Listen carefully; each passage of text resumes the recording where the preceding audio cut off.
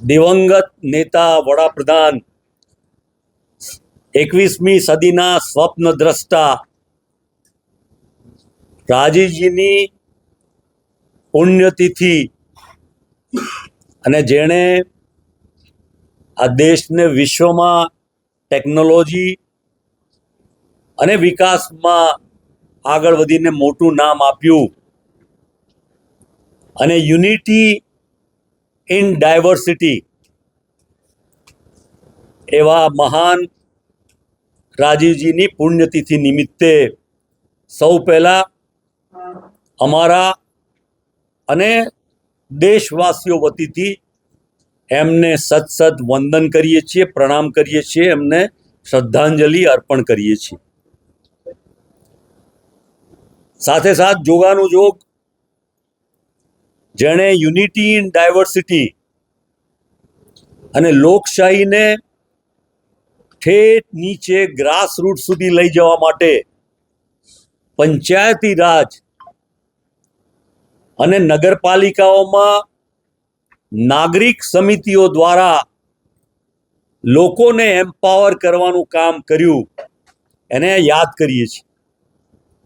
અને આજે જે રાજકીય પરિસ્થિતિ છે, જે આપણે સૌ જોઈએ છીએ અને જાણીએ છીએ, ત્યારે અમારા સૌ સાથીઓ માનનીય જગદીશભાઈ, માનનીય જિગ્નેશભાઈ, માનનીય લાલજીભાઈ, અમારા ઋત્વિકભાઈ, અમારા આનંદભાઈ, અમારા પૂંજાભાઈ, અમારા વિમલભાઈ, અમારા કાંતિભાઈ, સૌ અને અમારા સાથીઓ એમને લાગ્યું કે આ સમયમાં એક ચિંતનનો બહુ જ મહત્વનો વિષય છે કે આ દેશમાં બંધારણને તોડી નાખવાનો પ્રયત્ન થઈ રહ્યો છે, લોકશાહીને નુકસાન કરવાનો પ્રયત્ન થઈ રહ્યો છે અને સામાન્ય વર્ગના લોકો ખૂબ દુઃખી છે અને એમને બહુ મોટી રીતે અન્યાય થઈ રહ્યો છે. ત્યારે આ સૌ બાબતોને લઈને ચર્ચા વિચારણા વાતચીત કરવા માટે અમે અહીંયા સૌ ભેગા થયા હતા. અને એ ચર્ચામાં બંધારણની વાત અને આ દેશના એવા યુવા નેતા કે જેણે દૂરંદેશીના પગલાં રૂપે 2012થી શરૂ કરીને આ દેશ કઈ દિશામાં જશે, શું મુશ્કેલીઓ આવશે, સુનામી આવશે, આર્થિક મુશ્કેલીઓ આવશે અને આ દેશને એ ખરાબ પરિસ્થિતિ તરફ જતા રોકવા જે પ્રયત્ન કર્યો છે. અને એમાં પણ હમણાં બનેલા જે બનાવો, એ પહેલગામનો બનાવ હોય ત્યારે પણ સરકારને સમર્થન આપી અને સાચા અર્થમાં કેવી રીતે દેશના નાગરિકોનું રક્ષણ થાય અને આ દેશ સલામત રહે એ માટેની ચિંતા વ્યક્ત કરી.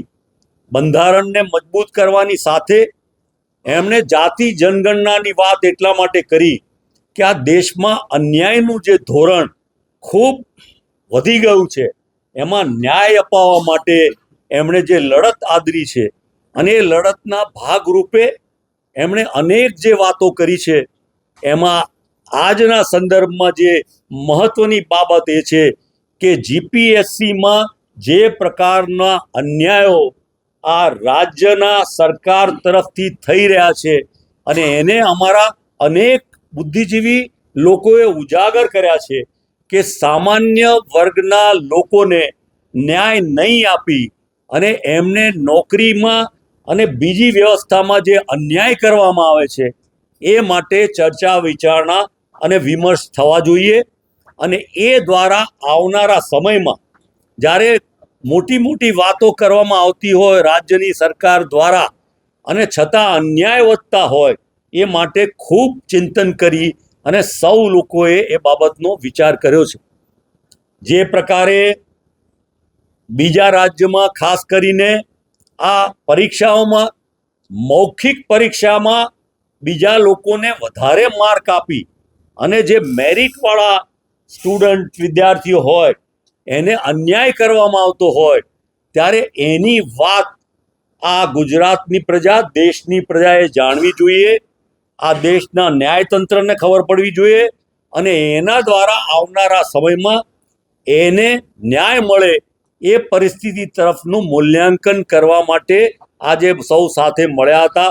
ખૂબ લાંબી ચર્ચા, વાતચીત અને વિચારણા થઈ છે અને આવનારા સમયમાં આવા અન્યાયો સામે અમે લડત આપવા માટે સૌ ગુજરાતીઓને અપીલ કરીએ છીએ. ન્યાયની અમારી આ લડાઈમાં ભાગીદાર બનવાનું કહીએ છીએ અને આપને મીડિયમ દ્વારા, આપના મીડિયા દ્વારા આવો અન્યાયને રોકવા માટે ઘણા બધા મીડિયાના મિત્રો આ વાતમાં જોડાયા છે. પણ જ્યારે આ દેશમાં લોકશાહીને દબાવવાનો પ્રયત્ન થતો હોય, સાચી વાતને દબાવવાનો પ્રયત્ન થતો હોય, બાબા સાહેબ આંબેડકરે આપેલા બંધારણના અધિકારોનો હાસ થતો હોય, ત્યારે મને લાગે છે કે સમયની એવી જરૂરિયાત છે કે ગુજરાતમાં સૌ જાગૃત થઈને, એમાંય ખાસ કરીને જે પછાત વર્ગના સૌ લોકો છે, એસટી, એસસી, ઓબીસી, એ બધા જ વર્ગના લોકો જ્યારે એવું ફીલ કરી રહ્યા છે કે અમને અન્યાય થઈ રહ્યો છે, ત્યારે આ મીટિંગ બહુ જ અગત્યનું માધ્યમ ધરાવે છે અને આપના દ્વારા આ વાત પૂરા ગુજરાતમાં જાય અને આવનારા સમયમાં એ માટેનો નક્કર કાર્યક્રમ અમે બધા ઘડી કાઢવાના છે. માનનીય ભરતભાઈએ વાત કરી એ પ્રમાણે ગુજરાતની અંદર એક સુઆયોજિત ષડયંત્રના ભાગ રૂપે એક પ્રકારનું કાવતરું ઘડી જીપીએસસીની મૌખિક પરીક્ષાઓ, જીપીએસસીની એક્ઝામમાં લેખિતમાં ખૂબ સારા ગુણ લાવનારા વિદ્યાર્થીઓને મૌખિકમાં કઈ રીતે પાડી દેવા, એનું આખું ગુજરાતની ભાજપ સરકારે નાગપુરથી વિચારધારા પ્રેરિત હોવાના કારણે એક ષડયંત્ર હાથ ધર્યું છે. આ બીજું કશું નથી, એ ગુજરાતના આદિવાસી, ઓબીસી અને દલિત સમાજના એકલવ્યોના અંગૂઠા કાપવાનું ષડયંત્ર અને સાજિશ છે. ઓબીસી, આદિવાસી, દલિત સમાજના બાળકો 100માંથી 45 કુપોષિત, એટલે સ્પર્ધાની પરીક્ષામાં પહેલા તો એ રીતે બહાર નીકળી જાય. ઓબીસી, આદિવાસી, દલિત સમાજના વિદ્યાર્થીઓ ક્યાં ભણે? સરકારી સ્કૂલોમાં. તો સિસ્ટમેટિકલી ગુજરાતમાં અને દેશમાં સરકારી સ્કૂલો બંધ કરો. ઓબીસી, આદિવાસી અને દલિત સમાજના વિદ્યાર્થીઓને મોંઘવારીના કારણે પહેલા પણ ખાનગી શાળાઓ પોસાતી નહોતી. છેલ્લા 10 વર્ષમાં શિક્ષણનું જે પ્રમાણેનું વ્યાપારીકરણ અને બાજારીકરણ થયું ઓર મુશ્કેલ બન્યું છે. આદિવાસી, દલિત, ઓબીસી સમાજના વિદ્યાર્થીઓ ભૂલથી પણ પ્રાઇવેટ સ્કૂલોમાં ભણી શકતા નથી. એ પ્રાઇવેટ સારી સ્કૂલોમાં ભણી શકે એના માટે યુપીની સરકાર રાઇટ ટુ એજ્યુકેશનનો કાયદો લાવ્યો, તો ગુજરાતની ભાજપ સરકાર એનો અમલ કરતો નથી. પણ આ બધા છતાં કાળી મજૂરી કરીને જે ઓબીસી, આદિવાસી, દલિત સમાજના વાલીઓ પોતાના બાળકોને, પોતાના સંતાનોને, વિદ્યાર્થીઓને ભણાવે છે, એ વિદ્યાર્થીઓ લેખિતમાં એ તેજસ્વી તારલાઓ ઝળકી ઉઠે તો એમણે જીપીએસસી સિસ્ટમેટિકલી ઓરલમાં અતિ ઓછા માર્ક આપી પાડી દે છે અને લેખિતમાં જેના અત્યંત ઓછા માર્ક આવ્યા છે એને મૌખિકમાં ખૂબ મોટી સંખ્યામાં ગુણ આપી એ મોટા પદોમાં બિરાજમાન થાય, અમારા માથે બેસે, એવું આખું એક ષડયંત્ર હાથ ધર્યું છે. આની વિરુદ્ધમાં આજે ઓબીસી, આદિવાસી, દલિત સમાજના રાજકીય અને સામાજિક સૌ વડીલો, આગેવાનો, અગ્રણીઓ એકત્રિત થયા. વિગતવાર 2-2.5 કલાક એની પર ચર્ચા અને ચિંતન કર્યું અને સર્વાનુમતે નક્કી કર્યું છે 1 જુલાઈના દિવસે આ એકલવ્યોના અંગૂઠા કાપનારી નીતિની વિરુદ્ધમાં જડબે સલાક એક મોટી તાકાતવાળો કાર્યક્રમ ગાંધીનગરમાં કરીશું. બને તો જીપીએસસીની કચેરીને તાળું મારવાનો પણ કોલ આપીશું. પણ હવે ગુજરાતમાં અમે એકલવ્યોના અંગૂઠા કાપવા દેવાના નથી. આ બાબતે આજે કૃત નિશ્ચય અને સંકલ્પબદ્ધ થયા છીએ અને તૈયારીના ભાગરૂપે આખા ગુજરાતના 33 જિલ્લામાં 250થી વધારે તાલુકામાં અને દરેકે દરેક શહેરમાં અમે લોકો આવનારા દિવસોમાં દલિત, આદિવાસી, ઓબીસી સમાજને જગાડવા આ મુદ્દે રોડ પર ઉતરે, બંધારણીય માર્ગે લડત કરે, એના માટે તૈયાર પણ કરવાના છીએ. આટલી વાત આ પ્રેસ કોન્ફરન્સના માધ્યમથી કરીએ છીએ. ગુજરાતમાંથી એસસી, એસટી, ઓબીસી સમાજના સૌ નિસ્બત ધરાવતા લોકો અહીંયા આવ્યા. માત્ર એક ફોન કોલ ઉપર સૌ અહીંયા એકઠા થયા. બધી જે વાત આવી એ વાતોના અમુક ચિત્રો તો એવા આવે છે કે જે આપણાની ચિંતા ગુજરાત માટે થાય કે આપણે ગુજરાતને કઈ દિશામાં લઈ જવા માગે છે. ભારતીય બંધારણના જે અધિકારો છે એ અધિકારો અંતર્ગત સમાનતા અને સમન્યાય બંધુત્વની વાતો હોય, પરંતુ ગુજરાતમાં જાણે બંધારણને અને અનામતને બંનેને ખતમ કરી નાખવાનું ભારતીય જનતા પાર્ટીના શાસકોએ નક્કી કર્યું હોય એવું સ્પષ્ટ દેખાય છે.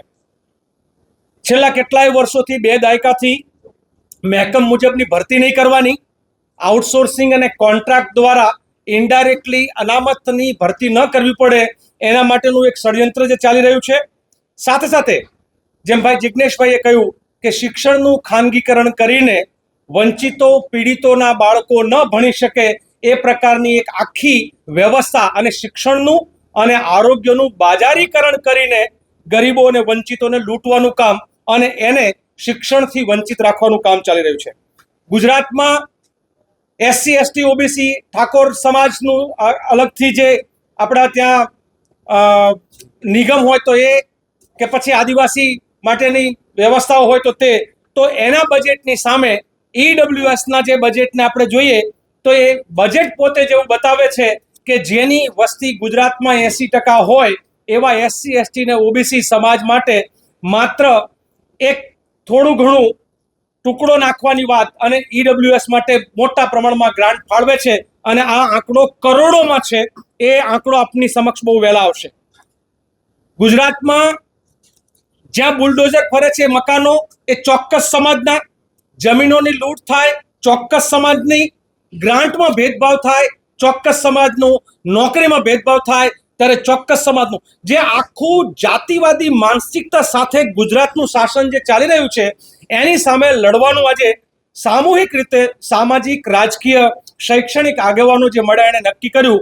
7 જેટલી અમારી સમિતિઓ બનાવવાનો આજે નિર્ણય લેવાનો છે, જેમાં સંકલનથી લઈને કાર્યક્રમોથી લઈ અને જે આખી ભરતીના આ 2 દાયકાના જે ગોટાળા છે એને બહાર લાવવાથી લઈ અને આના જે GPSCના ચેરમેન છે એમણે પોતે જ્યારે આંખ આડા કાન કર્યા છે ત્યારે અમે એ માત્ર ચેરમેન જ બદલવાની વાત નથી કરતા, પરંતુ આખી GPSCની જે આખી ભરતીની પ્રક્રિયાની જે પદ્ધતિ છે એના 50નો જે ભારાંકની વાત હોય તો એને નાબૂદ કરી અને મેરિટ ઉપર લેખિત જે છે, કારણ કે અત્યારના મૌખિકના કારણે વાલા દવલાની નીતિ શરૂ થઈ છે. એમાં જાતિ આધારિત અને આર્થિક ભ્રષ્ટાચાર આ બંનેનો આખો એક સમન્વય છે. આ ભ્રષ્ટાચારને અને જાતિવાદને દૂર કરવા માટે થઈ અને અમે લોકો ગુજરાતભરમાં જિલ્લા કક્ષાએ અને પ્રાદેશિક કક્ષાએ આ કાર્યક્રમો આપી અને જનજનની વચ્ચે આ વાતને લઈ જશું. કાનૂની લડાઈની જ્યાં જરૂર છે ત્યાં કાનૂની લડાઈ પણ લડશું અને જ્યાં પોલિટિકલ અને સોશિયલ લડાઈની જરૂર છે ત્યાં અમે લોકો એ લડાઈ પણ લડશું એવો આજે સામૂહિક નિર્ણય થયો છે. ધન્યવાદ.